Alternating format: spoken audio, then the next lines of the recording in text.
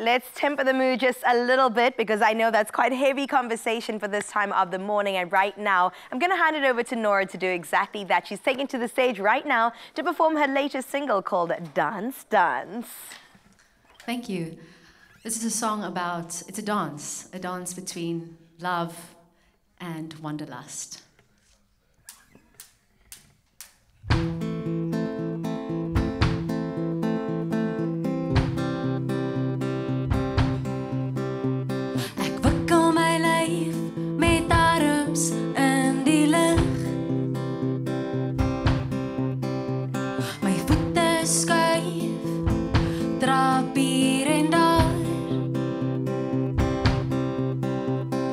Voel jou staar, ek het jou gewaar.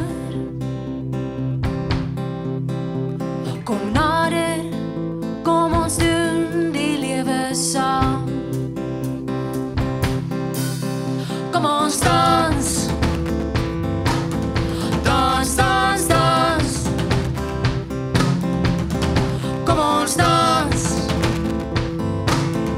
dans, dans, dans. Winterson tref my gesig. Klam gras maak my kriebelrig. Binnekort verlaat ek jou. My vrees vervas maak, laat jou benoud. Maar kom ons dans, dans, dans, dans. Kom ons dans, dans, dans, dans.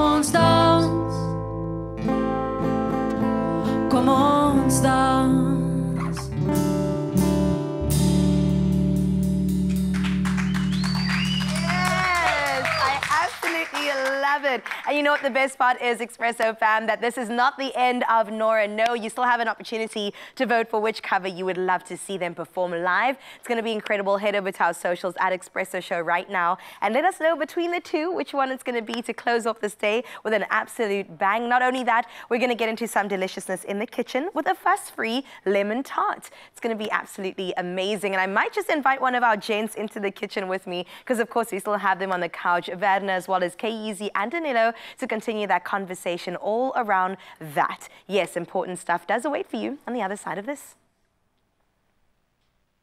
Oh,